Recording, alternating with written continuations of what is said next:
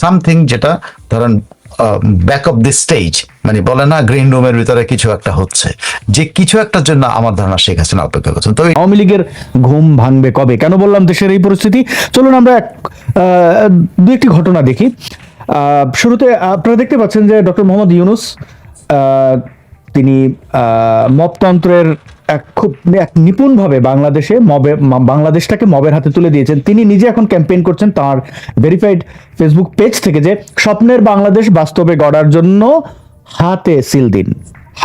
মানে রেফারি নিজেই বলছে যে মানে দল কোনটা জিতবে আর কি। কোন কোন গোল পোস্টে গোল দিতে হবে সেটা রেফারি বলে দিচ্ছে। তো এই হচ্ছে বাংলাদেশের একটা পরিস্থিতি। আরেকটা হচ্ছে শুরু করেছেন এবং গণমানুষ কি বলছেন আমরা তাদের মুখ থেকেই শুনি। নষ্ট হয়ে গেছে, দেশ নষ্ট হয়ে গেছে, অশিক্ষিত পোলাপানদের হাতে দেশটা দিয়ে দেশটা শেষ করে দিছে। আমি মনে করি এর চেয়ে বেটার ছিল আওয়ামী লীগের আমলে, সবাই বেটার ছিলাম, অনেক ভালো ছিলাম, অনেক ভালো ছিলাম। ওরা, আমার নাম নার্গিস ইসলাম, ওদেরকে জন্ম দিচ্ছে যারা, তারা হয়েছে নষ্ট, আসল নষ্ট। তাদের উপরে ক্ষুধার গজব করবো, ওদের তো ভাগ্য খারাপ। আবার এই যে ডাস্টবিন শফিক, সে তার প্রেস উইংকে ব্যবহার করে, মানে এরকম মিথ্যা বলে কি করে? এটার জন্য আসলে সে ইনস্টিটিউট খুলতে পারে, আমরা রপ্তানি করতে পারি বিভিন্ন দেশে মানুষজন। তো সাইফুল আমিন ভাই, আমরা কয়েকটি ঘটনা দেখলাম এবং দেশের এই সার্বিক পরিস্থিতি নিয়ে আপনার মূল্যায়ন আমাদেরকে একটু বলবেন কি? এবং আওয়ামী লীগ কেন শীত নিদ্রায় রয়েছে, তাদের ভূমিকা কি, তারা মাঠে নেই কেন? অনেক ধন্যবাদ আসাদ। আসলে আমি যেটা সামনে দেখতে পাই সেটা হলো শেখ হাসিনা হঠাৎ করে চুপ করে না। মাঝখানে তোমরা ধরেন সপ্তাহখানেক ধরেই শেখ হাসিনা একটু, সপ্তাহখানেকের কম অবশ্য, খুব চুপচাপ, কোনো কথাবার্তা বলছেন না। এই কিছুদিন আগে উনি বলেছিলেন যে আওয়ামী লীগ ছাড়া নির্বাচন হলে আমি দেখবো কিভাবে তারা ক্ষমতায় থাকে। এইটুকু পর্যন্ত উনি সর্বশেষ বলেছেন, উনি দেখবেন যে কিভাবে ক্ষমতায় থাকে। তো শেখ হাসিনা এবং আওয়ামী লীগ কি অন্য কিছুর অপেক্ষা করছেন? একটা জিনিস কিন্তু ক্লিয়ার, সেটা হলো শেখ হাসিনা কিছু বিষয়ের জন্য অপেক্ষা করছেন। আওয়ামী লীগ সেগুলোর জন্য অপেক্ষা করছে কিনা আমি জানি না, বা আওয়ামী লীগ লিডারশিপ এগুলো ঘুমায় আছে এটা নিয়ে নিশ্চিত। শেখ হাসিনা যে জিনিসটা দেখতেছেন বা অপেক্ষা করছেন সেটা হলো, আপনি কতগুলো ঘটনা যদি আপনি দেখেন, সেই ঘটনাগুলো অল অফ এ সাডেন দেখা গেল যে ইউনূস কয়দিন বাদ, মানে আপনার যদি কতগুলি ঘটনা all of a sudden Yunus বারবার বলার চেষ্টা করতেছে, মানে কথা নাই বার্তা নেই, সে বলে যে 12 ফেব্রুয়ারি নির্বাচন হবে, 12 ফেব্রুয়ারি নির্বাচন হবে, জিগিরের মতো করতেছেন। জিগির গুলো কোথায় কোথায় করতেছেন, আপনার যদি আমি কয়েকটা ঘটনার কথা উল্লেখ করি এবং তার পরবর্তী ঘটনাগুলো আমি বর্ণনা করি তাহলে বুঝতে হবে। এটা হলো এই জাস্ট 2 দিন আগে দুজন সাবেক আমেরিকান রাষ্ট্রদূত যারা গোপন সফরে এসেছিলেন, তারা সারফেস হয়েছেন শুধুমাত্র হলো ইউনূসের সাথে দেখা করে। ওখানে ইউনূসের তরফ থেকে যে প্রেস রিলিজে বা প্রধান উপদেষ্টার তরফ থেকে যে বক্তব্যটা দেওয়া হয়েছে সেটা হলো এইটা ওইটা সেটা বিভিন্ন বিষয় বলে, কিন্তু শেষের দিকে এসে বলতেছেন যে ইউনূস সাহেব হঠাৎ, মানে ইউনূস সাহেবের পক্ষ থেকে বলা হচ্ছে যে ওই দুই কি বলে কূটনীতিক বলছেন, সাবেক কূটনীতিক বলছেন যে একটা নির্বাচন যদি অন্তর্ভুক্তিমূলক না হয় তাহলে সে কেমন হবে। মানে সরাসরি না, একটা ব্যাক চ্যানেলে ইন্টারন্যাশনাল প্রেশার কাজ করতেছে ইউনূসের উপরে যে এটা অন্তর্বর্তী নির্বাচন না, অন্তর্বর্তীমূলক পলিটিক্স। অন্তর্বর্তীমূলক পলিটিক্সের একটা, যে যদি অন্তর্বর্তীমূলক পলিটিক্সে ইউনূসকে রাজি করানো যেত তাহলে কিন্তু নির্বাচনটাও কিন্তু অন্তর্বর্তীমূলকই হবে। তো এখানে একটা ব্যাক চ্যানেল, একটা প্রেশার আছে। তো এটার সাথে শেখ হাসিনার সম্পৃক্ততা কতটুকু আমি exactly I am not sure of it. But আপনি যদি জেনারেল দ্বিবেদীর প্রেস কনফারেন্সটা দেখেন, তাতে বাৎসরিক প্রেস কনফারেন্সে জেনারেল দ্বিবেদী কি বলছেন? জেনারেল দ্বিবেদী বলছেন যে এই সরকার 3 মাসের না 5 মাসের এটা আমাদের ইয়ে না, এরা কোনো সিদ্ধান্ত নেই, সেই সিদ্ধান্ত কার্যকর হবে কি হবে না, এটা দীর্ঘমেয়াদে থাকবে কি থাকবে এটা আমরা কেয়ার করি না। আমাদের সাথে সেনা প্রধানের যোগাযোগ আছে, আমাদের নৌবাহিনী প্রধানের সাথে বাংলাদেশের নৌবাহিনীর প্রধানের যোগাযোগ আছে, বাংলাদেশের নৌবাহিনী বিমান বাহিনীর প্রধানের সাথে আমাদের বিমান বাহিনীর প্রধান আছে, এবং আমি বাংলাদেশ সেনা প্রধানের সাথে কিছুদিন আগেও কথা বলছি এবং আমি কথা বলি রেগুলার। এটা একটা পয়েন্ট। আরেকটা কথা বলছেন উনি যে আমাদের একটা টিম যেটা কিন্তু বাংলাদেশে এখন পর্যন্ত স্বীকার করে নেওয়া হয়নি। উনি কিন্তু ওনার বক্তব্য বলছে যে আমাদের একটা টিম বাংলাদেশ সফর করেছে এবং বাংলাদেশের সকল পক্ষের সাথে মানে সব ধরনের স্টেক হোল্ডারদের সাথে কথা বলছে। এরা কারা? তো মনে হয় না যে আমেরিকান এক দুজন সাবেক রাষ্ট্রদূত অল অফ আ সাডেন বাংলাদেশে আসলে আমরা জানিও না, উনি হঠাৎ করে ইউনূস সাহেবের সাথে দেখা করলেন এবং ইউনূস সাহেবের সাথে ট্রুথ অ্যান্ড রিকনসিলিয়েশনের কথা বললেন, অন্তর্বর্তীমূলক রাজনীতির কথা বললেন। এদিকে দ্বিবেদী বলছে আমরা এই সরকারকে ক্যারি করি না, মানে সরকার 3 দিন আছে না 5 দিন আছে আমার কিছু আসা যায় না, আমরা আমাদের চ্যানেলের সাথে আমাদের যোগাযোগ আছে, so we are very much in. এবং ওইটা বলতে গিয়ে উনি বলছে Bangladesh is not a front for us, মানে পাকিস্তানকে যেরকম একটা ফ্রন্ট মনে করে, চায়নাকে যেরকম একটা ফ্রন্ট মনে করে, that is no third front. Bangladesh third front, মানে বাংলাদেশকে উনি কোনো ফ্রন্টই মনে করে, বাংলাদেশের সাথে মারামারি কাটাকাটির কোনো ব্যাপার নাই। তার মানে they got control of the, মানে অ্যাটলিস্ট যারা তাদের সাথে মারামারি করবে, ইউনূস তার বন্দুক হাতে নিয়ে যুদ্ধ করবে না, বন্দুক হাতে নিয়ে যুদ্ধ করতে হবে, ওয়াকারের জমানটা করতে হবে। তার মানে ওয়াকার যিনি বন্দুক হাতে ভারতের সাথে যোগাযোগ করবেন তাদের সাথে কিন্তু এঙ্গেজমেন্ট আছে। সো সামথিং যেটা ধরেন ব্যাক অফ দি স্টেজ, মানে বলে না গ্রিন রুমের ভিতরে কিছু একটা হচ্ছে, যে কিছু একটার জন্য আমার ধারণা শেখ হাসিনা অপেক্ষা করছেন। তবে ইউনূস চাই হলো ক্ষমতাও থাকতে চায়, আবার সে ইয়েও করতে চায়, কি বলে একটা সেফ এক্সিটও করতেছে। এবং এইটা যে আমি বলছি তা না, আপনি আরো অনেক উদাহরণ দেবেন যে ইউরোপিয়ান ইউনিয়ন যে দেখা করছে ইউনূসের সাথে, সেখানেও কিন্তু ওই রকমই অন্তর্বর্তীমূলক নিয়ে তারা ডিবেটের পর ডিবেট করছে, মানে অন্তর্বর্তীমূলক বুঝাইতে গিয়ে মানে হোঁচট খাইছে, মানে অন্তর্ভুক্তিমূলক বুঝাইতেই পারে না এক পর্যায়ে প্রেসিডেন্ট যে অন্তর্ভুক্তি রাজনীতিটা কি, অন্তর্ভুক্তিকালীন নির্বাচনটা কি বুঝাইতে পারবো না, কারণ বলতে চাইছে সবাই অংশগ্রহণ করলে সবাই, মানে সংঘাত দ্বারে পাশে যায় না। তো এখানে ইউরোপিয়ান ইউনিয়ন কিন্তু একটা রোল প্লে করতেছে, আর ইউরোপিয়ান ইউনিয়ন যে রোলটা প্লে করতেছে সেই রোলের মধ্যে একটা আছে হলো টাকা পয়সা দিয়ে রোল প্লে করতেছে, যেটা ইউনূস ভাড়া করছে। আপনি দেখেন শুধু এই কারণে ইউনূস বাহিনীর মধ্যে কিন্তু বিভেদ হয়ে গেছে, এক পক্ষ আরেক পক্ষ করে গালাগালি করতেছে। So Sheikh Hasina I think is looking for opportunity or looking for window, যেখানে উনি আবার সামনে এসে তার পার্টিটা গোছাচ্ছেন কিনা এটাও কিন্তু ক্লিয়ার না, কারণ পার্টি লিডারশিপের কারোর সাথে আপনি যে যোগাযোগ করেন তারাও কিন্তু বলতে পারছে না, তারা নিজেরা যেমন কোনো উদ্যোগ নিচ্ছে না। যেমন ধরেন একজন সাধারণ সম্পাদক ওবায়দুল কাদের আজকে যদি সরাসরি শেখ হাসিনাকে বলে আপা আমি রিজাইন করলাম, ইউ গিভ সামওয়ান এলস, আমার দায়িত্বটা দেন, তাহলে তো মনে হয় যে একটা অ্যাকশন হচ্ছে। কিন্তু এরাও তো কোনো, এরা আঁকড়ায় ধরে বসে আছে, এরা সরতেছে না কিন্তু। থ্যাংক ইউ সাইফুল আলম ভাই, ধন্যবাদ। আমাদেরকে দর্শকরা অনেকগুলো প্রশ্ন করেছেন, তার মধ্যে দুটো প্রশ্ন এখন নিচ্ছি, পরবর্তীতে নেব। দর্শকদের বলি যে আপনারা আসলে যে প্রশ্নগুলো পড়া যায় বা পড়া উচিত এরকম প্রশ্ন করলে প্রাসঙ্গিক হলে অবশ্যই আমরা দেখাবো। শাওন রয় তিনি লিখেছেন, সাইফুল আমিন ভাইয়ের কাছে জানতে চাই গণভোট জিনিসটা কি, একটু বিস্তারিত যদি বলেন।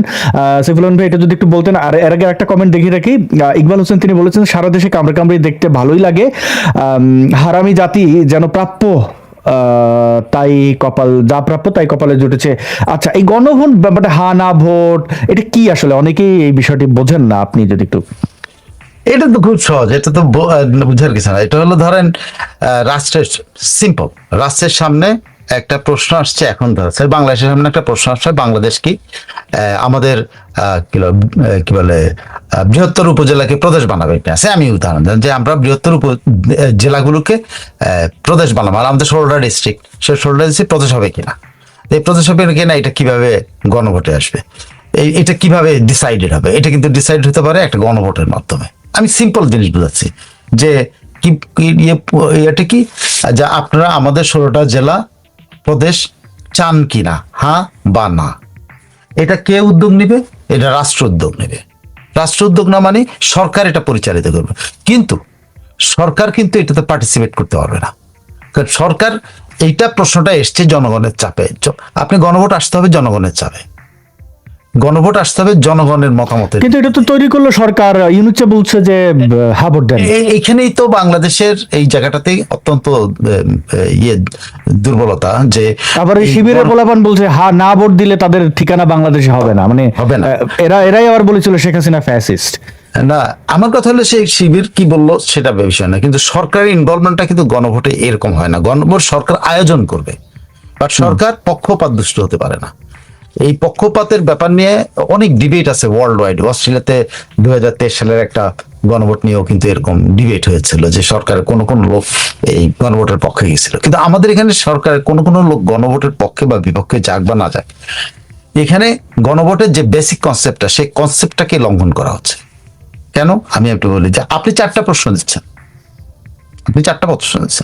সেই 4টা প্রশ্নটা কি? এই 4টা প্রশ্নটা হলো, আপনি 4 প্রশ্নের কি এক উত্তর হতে পারে? আপনার এক জীবনে আপনার মনে হতে পারে যে এক প্রশ্নের 5টা উত্তর কেউ এমসিকিউ বলে, আমরা বলি না এমসিকিউ কোশ্চেনিয়ার, যে একটা বলা হইলো যে সাইফুল আমিন উনি কোথায় থাকেন, উনি কি টরন্টোতে থাকেন, উনি কি নিউ ইয়র্ক থাকেন, উনি কি ওখানে থাকেন, উনি কি ওখানে থাকেন, যে জানবে সে টিক চিহ্ন দেবে সাইফুল আমিন ওখানে, ওটা হলো এমসিকিউ। কিন্তু আপনি 4টা প্রশ্ন দিলেন, উত্তর একটা হয় কেমনে? 4টা প্রশ্ন তো আলাদা আলাদা উত্তর হবে, কোনোটাতে আমি হ্যাঁ বলবো, কোনোটাতে আমি না বলবো। আমি সবগুলোও গ্রহণ করতে পারি, আবার সবগুলো রিজেক্ট করে দিতে পারি, বাট আমি তো কোনোটাতে আমি আপত্তি করতেই পারি। এটা আমি human, I am not a machine যে আমাকে প্রোগ্রাম করে দিলেন, সেই প্রোগ্রাম অনুসারে আমি কোনটা সবগুলোতে হ্যাঁ বললাম আর সবগুলোতে না বললাম, একটা না, তা তো না। এই যে হিউম্যানের প্রত্যেকটা জিনিসের মধ্যে আমারও আপনার মধ্যে বেসিক অনেক কথা। আমি আর আপনি যখন আলোচনা করি, আপনার মনে হয় না সাইফুল ভাই এই জায়গাটা এরকম ব্যাখ্যা হলে ভালো হইতো? মনে হয় কিন্তু, হ্যাঁ এটা কিন্তু স্বাভাবিক। আবার আমার মনে হয় যে আচ্ছা যদি এইভাবে আমাকে এইভাবে উপস্থাপন করে যদি সুযোগ দিও তাহলে ভালো হইতো। এরকম দ্বিমত পক্ষমত সব থাকবে, কিন্তু এখানে 4টা প্রশ্ন দিতে হচ্ছে। এটা গণভোট না, এইটাকে গণভোট বলে না। আমি গণভোটের এই স্টাইল কখনো দেখিনি। আপনি আমেরিকাতেও গণভোট হয়, 5-7টা ইয়াতে হয়, যেমন আপনি গাঁজা খাইবেন কিনা, আপনি ওইটা খাইবেন কিনা, আপনি এইটা চালু করবেন কিনা, আপনি কি বলে হালাল ফুড এটা করবেন কিনা, আপনি বোরকা লাগাবেন কিনা, আপনি ওইটা করবেন, এরকম 5-7টা প্রশ্ন হবে, কিন্তু প্রত্যেকটা আলাদা আলাদা উত্তর হবে। দ্যাট ইজ হোয়াট গণভোট ইজ।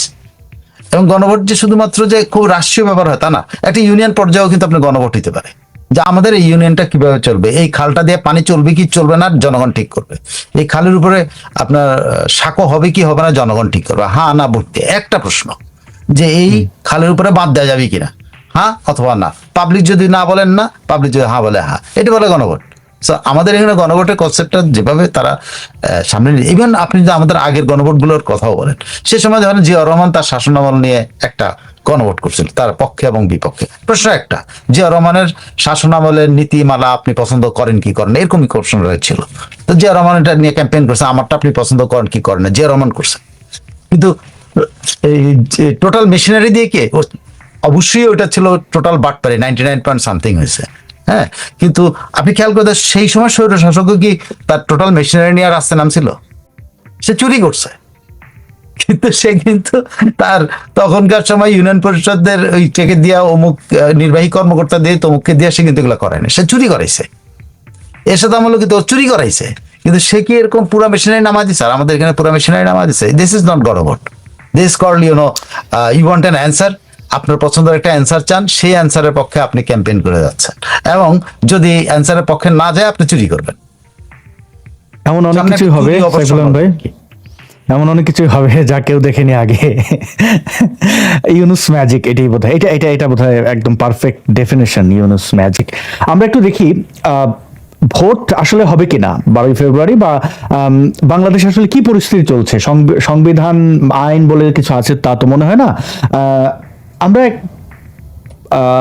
আচ্ছা, এই যে জামাত ইসলামের অবস্থান, তাদের নেতারা যখন আওয়ামী লীগ ক্ষমতায় ছিল তখন খালেদা জিয়ার সম্পর্কে কি মন্তব্য করেছে, একটু ছোট্ট ভিডিওটি দেখি। খালেদা জিয়ার দ্বিতীয় ছেলের নাম কি?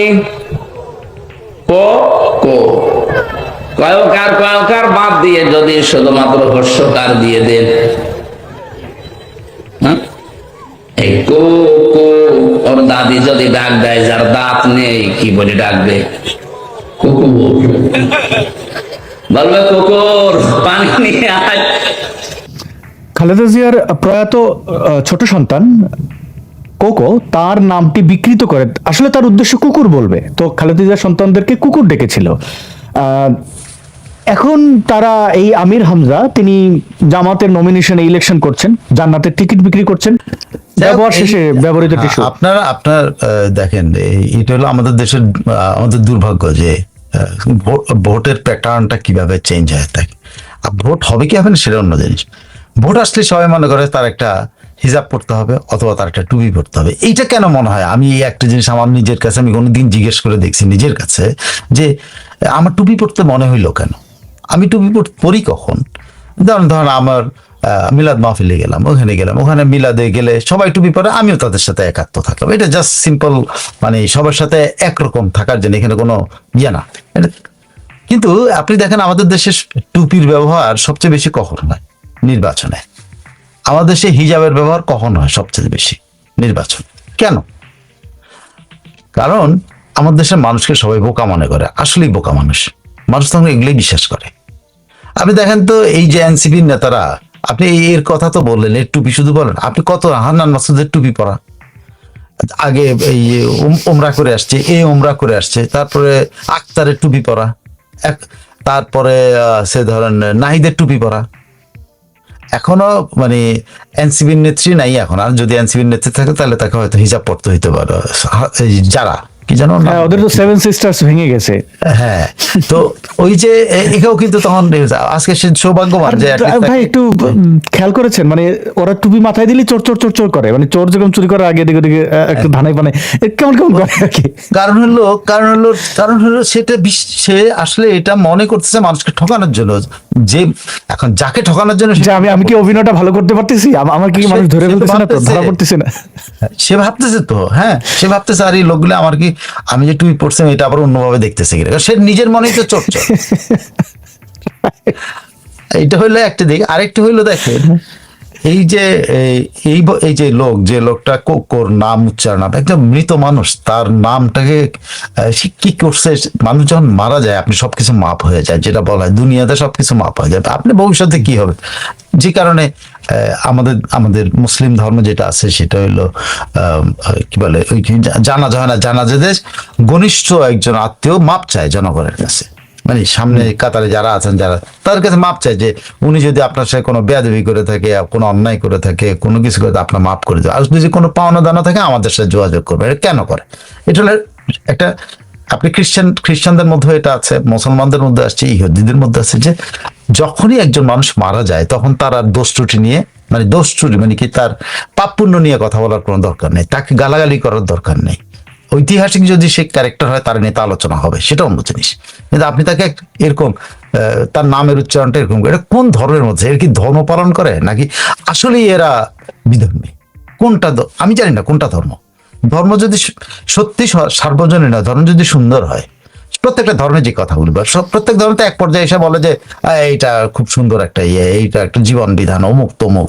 তারপর বলে তার আপনার মৃত্যু মারা যাওয়ার পরে তাকে নিয়ে কুশব্দ ইউজ করার, এটা এর চেতে ধর্মহীনতার আর কোনো ইয়ে থাকতে পারে না। এটাই আসল ধর্মহীনতা। কিন্তু এবং এই ব্যক্তি বা একজন পরিচালক বাংলাদেশ ক্রিকেট বোর্ডের, তার বিলাসী জীবনযাপন, মানে যে সরকারের টাকায় দেখতেই পাচ্ছেন বিজনেস ক্লাসে যাচ্ছে, আরামায়েশ করছে, সেভাবে মানুষকে দেখাচ্ছে, আবার ক্রিকেটারদেরকে নিয়ে উল্টাপাল্টা কথা বলেছে, এবং তাতে ক্রিকেটাররাও বেশ ক্ষিপ্ত তার উপরে, তারা আন্দোলন করেছে মাঠে, দর্শক ক্রিকেটাররা আন্দোলনে বনানীতে, এরকম ঘটনা ঘটেছে। এটা নিয়ে যদি একটু আমাদেরকে একটু আলোকিত করতেন সেগুলোন ভাই, ধারাবাহিকতায়। হ্যাঁ, লেটেস্ট ঘটনা কিন্তু একটু ডেভেলপ করেছে, ক্রিকেটাররা খেলার মাঠে ফিরে আসতে রাজি হয়েছে। আইপিএল শুরু হবে, এই সব বিপিএল শুরু হবে।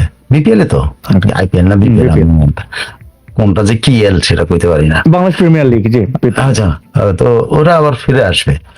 কিন্তু কোথাও এখানে ইন্টারেস্টিং একটা দিক আসলে জানেন, নতুন তথ্য সারফেস করেছে যেটা আমরা জানতামই না। এই লোক কিন্তু পাপন সাহেবের বোর্ডেও ছিল, মানে এই সব আমলের চাটুকার। মানে আপনি পাপন সাহেবের বোর্ডে যে ছিল, সে আগে আবার ইয়ের বোর্ডেও ছিল, কি বলে ওই যে যিনি পরে ভাইস চেয়ারম্যান হলেন, আর যাকে সরাই দিয়ে আমিনুল ইসলাম বুলবুল আসছে, তার বোর্ডেও ছিল, এবং আমিনুল ইসলাম বুলবুল আছে। মানে এরা হইলো কি বলে সব সময়ের চাটারের দল। মানে এই লোক বলে আবার তাহলে তামিম ইকবাল ভারতের বড় দালাল, চিন্তা করেন। তাহলে এই লোক পাপনের বোর্ডে ছিল, এই লোক তার আগের বোর্ডে ছিল, সার্জিসদের মতো, তাই না? হ্যাঁ, মানে এখন বেশি বেশি দেখাইতে হয়, নতুন মুসলিম হইলে বেশি বেশি আল্লাহ বলে। জি, হ্যাঁ, যখন যেটা প্রয়োজন হয় তখন সেটা সে করে। কিন্তু এইটা একটু বাড়াবাড়ি করে ফেলছে এই প্রথম। সে মানে প্রকাশ্য হয়েছে আর কি। এতদিন পর্যন্ত সে অর্থ কমিটি এখানে ওখানে থেকে মোটামুটি কলাটা মোলাটা খেয়ে এই যে দেখেন না এক্সিকিউটিভ ক্লাসে করে চলাফেরা করতেছে, নিজের কি যোগ্যতা এখন পর্যন্ত আমরা শিওর না। Nobody is talking about his financial capability, কিভাবে সে বোর্ডের এই দীর্ঘদিনের ডিরেক্টর হিসাবে থেকে যাচ্ছে, সবসময় নির্বাচিত হচ্ছে, কোন পদ্ধতিতে, কিসের বিনিময়ে, কার লোক সে, এগুলো কিন্তু এখন খোঁজ আসবে। তবে হ্যাঁ, সে যে এটা ডেসপারেট মুভ তার ছিল, মানে এইখানেই তার কোনো না কোনোভাবে আমার ধারণা সে মনেই করেছে যে ভারত বিরোধিতা করা ছাড়া তার এই বোর্ডে থাকতে পারবে না, এই জন্য সে ভারতের বিরুদ্ধে লেগে গেছে এবং তার স্থায়িত্ব নিশ্চিত করার জন্য এই কাজ করতে গিয়ে সে ধরা খেয়েছে। তো আপনার বলতে পারেন যে এরকম লোকরা হয়তো চুপ থাকবে, কিন্তু দেখেন বোর্ড কিন্তু এখন পর্যন্ত রাজি হয় না যে সে পদত্যাগ করুক বা সে চলে, এটা কিন্তু রাজি হয় না বোর্ড। এমনকি সে কার প্রশ্রয় হচ্ছে, সে কিন্তু পুরাটাই হলো আসিফ নজরুল তাকে প্রশ্রয় দিয়ে যাচ্ছে, আসিফ নজরুল তাকে প্রোটেক্ট করতেছে, যে কারণে শেষ পর্যন্ত বিপিএল খেলোয়াড় বা খেলোয়াড় সমিতি শেষ পর্যন্ত এইটা থেকে উইথড্র করতে বাধ্য হয়েছে। কারণ হলো, যেখানে কারণগুলো উল্লেখ হয়েছিল দর্শকদের কথা ভেবে আর ক্রিকেটারদের কথা বলে, যে ক্রিকেটাররা যে ক্রিকেট খেলবে এটা তো তাদের একটা খেলা, এবং সে এটা একটা, আরেকটা হলো দর্শকরা যে কারণ দর্শকরা একটা ম্যাচ বন্ধ হওয়ার পর কিন্তু ভাঙচুরও করছে মিরপুরে, সো দর্শকরা কিন্তু খেলার প্রতি আগ্রহ আছে, সেটার কথা ভেবে, ভবিষ্যৎ বিপিএল এর কথা ভেবে আমার ধারণা ক্রিকেটাররা এখান থেকে সরে আসছে। এই লোকের শাস্তি এইটুকু হয়েছে যে তাকে অর্থ কমিটি থেকে সরানো গেছে। এখন দেখা যাক অর্থ কমিটি সরানোর পরে এরকম এক্সিকিউটিভ ক্লাসে চলাফেরা করার ক্ষমতা তার হয় কিনা, এটা নিশ্চয়ই যারা তাকে ফলো করে তারা করবে। অনেক ধন্যবাদ সাইফুল আলম ভাই। আমরা আরো 3টি কমেন্ট পড়ি। ভাই, আমরা যারা মিডল ইস্টে থাকি এখানেও শান্তি নেই জামাতের জন্য, এটি লিখেছেন। তারপরে আরেকটি কমেন্ট এসেছে যে বর্তমানে আওয়ামী লীগের 70% হিন্দু বিদ্বেষী, এই কমেন্টটি করেছেন রুট দেব সম্ভবত তার নাম। আরেকজন কমেন্ট করেছেন খায়রুল ইসলাম। তিনি লিখেছেন যে সারা দেশকে জঙ্গিরা নরকে পরিণত করেছে। অনেক ধন্যবাদ যারা কমেন্ট করছিলেন। আপনাদের কাছে একটু অনুরোধ করবো আপনারা এই লাইভটি শেয়ার করতে পারেন। আমরা এখন সাইফুল আলম ভাই আপনার কাছ থেকে একটু বিস্তারিতভাবেই জানতে চাই ইরান নিয়ে, পুরো ইরানের বিষয়টা আমাদেরকে, এই যে আন্দোলনটা শুরু এবং বর্তমানে কোন স্টেজে আছে, সামনে কি হতে পারে, আপনার মতামত যদি একটু। অনেক ধন্যবাদ। আমি অনেক নিউজ পড়ার চেষ্টা করি, অনেক অ্যানালিসিস পড়ার চেষ্টা করেছি। যা বুঝার যেটা হলো, আমি যেটা বুঝতে পেরেছি যে এই আন্দোলনটা বহির্বিশ্বে যেভাবে ধারণা করা হয়েছিল যে এই আন্দোলনটা আসলে ব্যাপক সরকার বিরোধী আন্দোলন ছিল, ব্যাপারটা এরকম না। এই আন্দোলনটা প্রথম দিকে যেভাবে গড়ে উঠেছিল সেটা ছিল সরকার বিরোধী, যেমন সেটা ছিল ডলারের দাম পড়ে যাওয়ার কারণে, জিনিসপত্রের দাম বেড়ে যাওয়ার কারণে মানুষের নাভিশ্বাস হয়েছিল, সেখান থেকে এটা স্পার্ক করেছে। এই স্পার্কটাতে প্রথম দিকে বহির্বিশ্বের অ্যানালিস্টরা যারা মনে করছিল যে এইটা ব্যাপকভাবে একটা সরকার বিরোধী আন্দোলন, এবং এটার সাথে ইমিগ্রেন্টরা বা যারা বিদেশে মনার্কিস্ট, যারা বিদেশে পালিয়ে চলে যেতে বাধ্য হয়েছে তারা, বা লেফটিস্টরা যারা দেশ ত্যাগ করতে বাধ্য হয়েছে, সেই লেফটিস্ট এবং মনার্কিস্টরা কিন্তু এটা অর্গানাইজ করেছে। আসলে প্রথম দিকে আন্দোলনটা ছিল স্বতঃস্ফূর্ত, যেটা বুঝার আন্দোলনটা স্বতঃস্ফূর্ত সরকার বিরোধী। প্রথম দিকে এটা কোনোভাবে ইসলামী শাসনকে যে ইসলামিস্টদের ক্ষমতা উল্টে দেওয়ার আন্দোলন ছিল না। এখানে আন্দোলনটা ছিল বেসিক্যালি মানুষের অসন্তোষ, জিনিসপত্রের দাম বেড়ে যাওয়া এবং মানুষের ক্ষোভ প্রকাশ দেওয়া। সেটাতে আপনি বলতে পারেন যে লেফটিস্ট এবং মনার্কিস্টরা সেখানে কিছুটা কি বলে জ্বালানি দিতে পেরেছে, যে জ্বালানি দেওয়ার কারণে এটা বড় হয়েছে। বড় হতে হতে যখন যায় তখন এইটা আর মনার্কিস্ট এবং যে লেফটিস্ট এদের কারো নিয়ন্ত্রণে আর থাকেনি, এটা চলে গেছে কিন্তু একেবারে একটা টেররিস্ট গ্রুপ হবে, যেটা সিরিয়াসলি এটা আমেরিকাও কিন্তু ভাবতে পারে না যে এটা টেররিস্ট গ্রুপের কাছে চলে যাবে, বা সৌদি আরব বুঝতে পারেনি টেররিস্ট গ্রুপ। সৌদি আরবে কিন্তু এই মানে সরকার পতন হোক এটার দিকে ছিল, ইভেন টার্কিশরাও ছিল, কিন্তু শেষ পর্যন্ত কেন সবাই উইথড্র করে গেছে, সবাই উইথড্র করে যাওয়ার হলো। শেষ পর্যন্ত অ্যানালিস্টরা দেখতে পেয়েছেন যে মনার্কিস্টরা এখানে কোনো ইনফ্লুয়েন্স নাই। এটার আপনি মনার্কিস্টরা যে ইনফ্লুয়েন্স নাই, এটা কিন্তু ট্রাম্প কিন্তু 5-7 দিন আগে বলেছে যে পাহলভি যে রাজার যে সন্তান, তার প্রতি মানুষের আসলে কি সেরকম সমর্থন আছে, এটা নিয়ে তার সন্দেহ দেয়। কারণ সে তো ভাই চলে হলো তার সিকিউরিটি এজেন্সিজের রিপোর্ট নেই, এই আন্দোলনটা কাদের হাতে ছিল।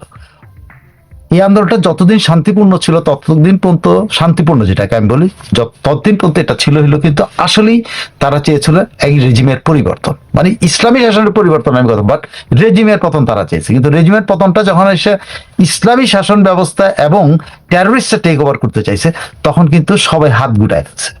যে হাত গুটানোর কারণে মনার্কিস্টরা শক্তিশালী নাই, মনার্কিস্ট ইমিগ্রেন্টরাও অত শক্তিশালী না, অত ফাইন্যান্স করতে পারে নাই, আর লেফটিস্টরাও অত শক্তিশালী নাই ইন্টারনালি, মানে ইরানের সয়েলে এত শক্তিশালী না, যেটা ওই টেররিস্টরা ছিল। এর ফলে দেখা গেল যে আপনি দেখেন ইন্টারনেট যখন বন্ধ করে দেওয়ার পরে যেই ধ্বংসযজ্ঞ, যেই মারামারি কাটাকাটি, এটা কিন্তু তারা বাইরে আসে নাই, এখন কিন্তু বাইরে আসতেছে। এখন বাইরে আসার পর দেখা যাচ্ছে কি একেবারে আপনি বাংলাদেশের মতো একটা বিশাল ধ্বংসযজ্ঞ হয়েছে কিন্তু প্রত্যেকটা জেলা ইয়াতে। তার মানে এইটা ইরানের টেক ওভারের ছিল, চেষ্টা ছিল, ইরান টেক ওভারের চেষ্টা ছিল। ইট ওয়াজ নট এগেনস্ট দি, মানে নট শুধু এই যে রেজিম চেঞ্জ বা এটা পুরো ইরানকে টেক ওভার। এবং এই যারা টেক ওভার করতে যাচ্ছে তারা কিন্তু মনার্কিস্ট না, তারা কিন্তু লেফটিস্ট না, লেফটিস্টরা কিন্তু পেছনে চলে গেছে। যখন সশস্ত্র শুরু হয়েছে, মানে সশস্ত্র সংঘাত শুরু হয়েছে, তখন কিন্তু অন্যদের হাতে চলে গেছিল, এটা আর নিয়ন্ত্রণে ছিল না। যে কারণে আপনার 600 পুলিশ মারা গেছে, যেখানে আরো মানে বলা হয় যে 2500-এর মতো সিভিলিয়ান মারা গেছে। এখন এই সিভিলিয়ানদের মধ্যে ইরানিরা বলতেছে, ইরান কর্তৃপক্ষ বলছে যেটা এখন অনেকটাই পশ্চিমা গণমাধ্যম গুলো অ্যাকসেপ্ট করে নিচ্ছে। প্রথম দিকে 20,000 মারা গেছে, 22,000 মারা গেছে, 25,000, এটা না, কিন্তু ওই তথ্যটাই কিন্তু এখন নিচ্ছে যে ইরান কর্তৃপক্ষ থেকে যে ইনফরমেশন হচ্ছে এগুলো কিন্তু এখন সামনে আসছে যে হ্যাঁ এই পরিমাণ মারা গেছে। কিন্তু এরা কারা? বেশিরভাগ হলো 600-র মতো বলা হচ্ছে বা 700-র মতো বলা হচ্ছে যে পুলিশ, ইসলামী রেভলিউশনারি গার্ড, সেনাবাহিনী এবং অন্যান্য নিরাপত্তা সংস্থা। আর বাকি কারা? বাকিদেরকে কিন্তু সিভিলিয়ান বলা হচ্ছে না, বাকিদেরকে ইরানের তো কর্তৃপক্ষ বলা হচ্ছে টেররিস্ট। এখন কিন্তু আমেরিকা কিন্তু এই টেররিস্টের মারা গেছে এটা নিয়ে কিন্তু করতেছে না। কিন্তু যারা অ্যারেস্ট হয়েছে প্রথম দিকে যে 800 জন, খেয়াল করে দেখেন প্রথম দিকে আন্দোলনে যারা আছে, যাদেরকে ফাঁসির আদেশ দেওয়া হলো, আমেরিকা কেন এদের ফাঁসির আদেশ স্থগিত করতে পারছে? কারণ হলো ওরা আসলে ওই গ্রুপটা না, পরবর্তী পুরো আন্দোলনটা টেক ওভার করে নিয়ে গেছে অন্য একটা গ্রুপ, যেটার মানে আমরা প্রবাদ শুনেছি কাউয়া কাউয়ার মাংস খায় না, কাক কাকের মাংস খায় না। তো মোল্লা রেজিম ওরা তো এক ইসলামিক সন্ত্রাসী, আবার ওদের কাছ থেকে আরেক ইসলামিক সন্ত্রাসী, ইসলামী সন্ত্রাসী অনেকে বলে, অনেকে মানে এখন পর্যন্ত ক্লিয়ার ছবি তো ইরানও সামনে আনে নাই, বা আমেরিকাও কিন্তু সামনে কথা বলছে না। আমেরিকা ইরান উপর প্রেশার ক্রিয়েট করার জন্য আসল কথাগুলো কিন্তু এখনো বলছে না। বাট তারা এইটুকু বুঝাচ্ছে যে এখানে তারা যাদেরকে সাপোর্ট করছিল তারা নিয়ন্ত্রণে ছিল না। যদি তারা নিয়ন্ত্রণে থাকতো, আপনি দেখেন ট্রাম্পের কথা একটার পর একটা চেঞ্জ হতো না। ট্রাম্প প্রথমে বলছে, যখনই তার মানে বিষয়টাতে সন্দেহ হয়েছে, তখন সে বলছে যে রেজা প্রতি মানুষের সমর্থন আছে বলে তার মনে হয় না, মানুষের ভালোবাসা আসে বলে তার মনে হয় না। তারপরে এসে সে বললো কি আমরা তোমরা আন্দোলন চালায়, যখন ক্র্যাকডাউনটা মানে হয়ে গেছে আর কি, ইমিনেন্ট ছিল, তখন কিন্তু ট্রাম্প কিন্তু আহ্বান জানিয়েছিল বিক্ষোভকারীদের প্রতি যে তোমরা করো, বিভিন্ন প্রতিষ্ঠান দখল করো না, তোমরা করো না। কিন্তু এই প্রতিষ্ঠানগুলি দখল করতেছিল কিন্তু তখন টেররিস্টরা। সো টেররিস্ট টেক ওভার থেকে কিন্তু ইরান বেঁচেছে।